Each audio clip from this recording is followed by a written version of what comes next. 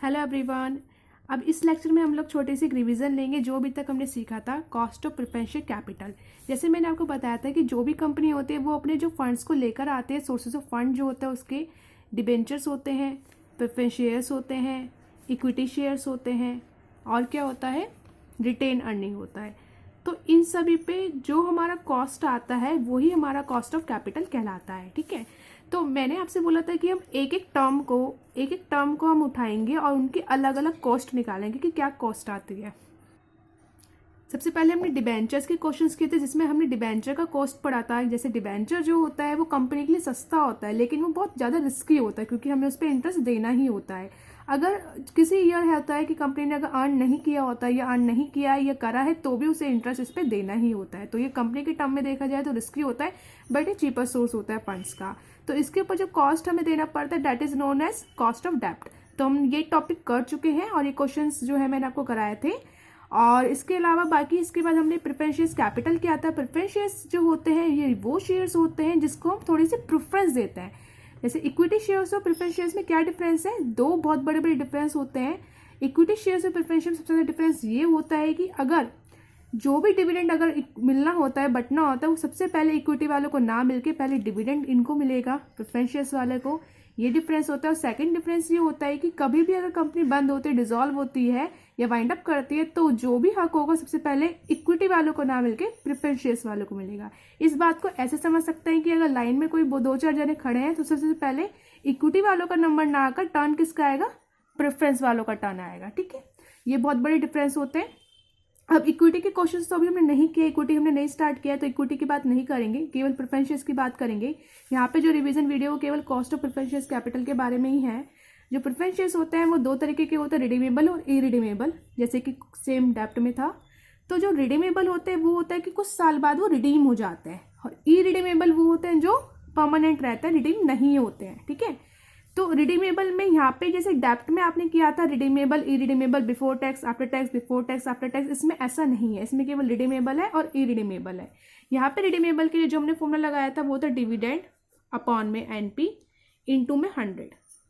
Cost को कैसे दिखाते हैं, cost of preference shares redeemable है तो हम यहाँ लिखेंगे आर।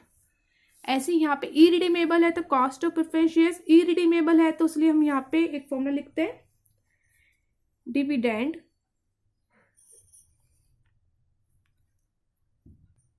ये वाला फॉर्मूला होता है। ये जो फॉर्मूला होता है ये हम यूज करते हैं, ये फॉर्मूला हम यूज करते हैं रिडीमेबल टाइम, सॉरी ये हम फॉर्मूला यूज करेंगे रिडीमेबल के टाइम और ये फॉर्मूला हम यूज करते हैं इरिडीमेबल के टाइम।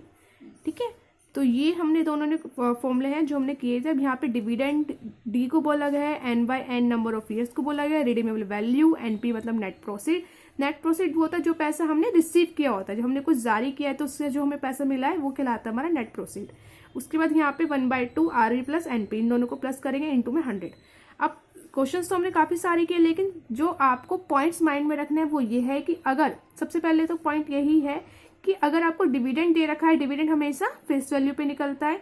फेस वैल्यू क्या होता है, फेस वैल्यू वो होता है जैसे आपको क्वेश्चन बोलेगा कि 10,000 शेयर है, 100 एक का प्राइस है, 100 ईच है और 102 में जारी किया है। सपोज इस तरीके से बोल रहा है तो 100 जो है वो फेस वैल्यू है और जो जारी किया इशू वाला ये क्या हो जाएगा, इशू प्राइस हो जाएगा। ठीक है, ये आपको हमेशा ध्यान देना है क्योंकि कॉस्ट ऑफ इशू या कॉस्ट ऑफ फ्लोटेशन जो होती है वो हमें बताता है स्पेशली कि कितनी है और वो कितने पर है, फेस वैल्यू पे है या इशू प्राइस पे। तो आपको पता होना चाहिए कि फेस वैल्यू क्या होता है, इशू प्राइस क्या होता है। ठीक है, बहुत बार ऐसा भी कहता है कि 5 रुपीज पर शेयर है, 10 रुपीज पर शेयर है, तो फिर वो एक अलग बात है। ठीक है, ये होता है हमारा फेस वैल्यू और इशू प्राइस।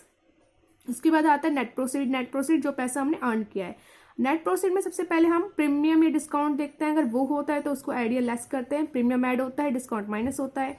और अगर आपको बोल रहा है कि कॉस्ट ऑफ फ्लोटेशन है तो वो भी हमारी माइनस होती है। तो कॉस्ट ऑफ फ्लोटेशन बताएगा कि फेस वैल्यू पे या फिर इशू प्राइस पे, तो वो आपको बताएगा, आप माइनस करेंगे तब जाकर आपको नेट प्रोसीड मिल जाएगा।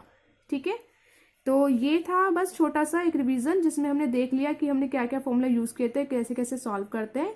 सॉल्व करने में भी एक पॉइंट आपको यहाँ याद रखना है कि जब इसे माइनस करोगे बहुत बार क्या होता है, रिडीमेबल वैल्यू जो होती है बड़ी आती है और बहुत बार क्या होता है रिडीमेबल वैल्यू छोटी आती है। देखो रिडीमेबल वैल्यू कभी कभी बड़ी या छोटी इसलिए आती है क्योंकि कभी कभी हम पार पे रिडीम करते हैं, कभी प्रीमियम पे रिडीम करते हैं, तो इसलिए वैल्यू वही थोड़ा बहुत इंक्रीज या डिक्रीज होता रहता है। अगर वो देखो यहाँ पे आपको पता होगा प्लस माइनस माइनस करोगे तो माइनस में आएगा। अगर ये एनपी हमारा बड़ा होगा तो माइनस में आंसर देगा, और अगर एनपी छोटा है तो प्लस में आंसर देगा। ठीक है, तो ये याद रखेंगे, कभी आप भूल जाओ माइनस का और फिर सारा क्वेश्चन गलत हो जाएगा, जितना मेहनत करा सारा वेस्ट हो जाएगा।